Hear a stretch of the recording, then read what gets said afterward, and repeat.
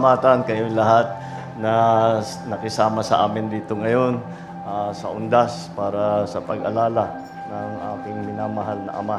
At lalong-lalo na itong mga pulang t-shirt, matagal ko nang hindi nakita.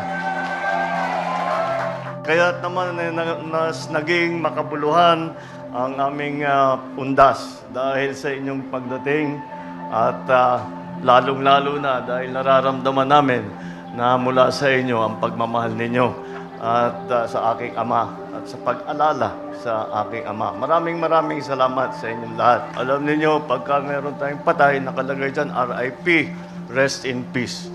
Siyempre, yan din ang ninanais natin para sa aking ama. Ngunit hindi sapat na sasabihin lang natin rest in peace.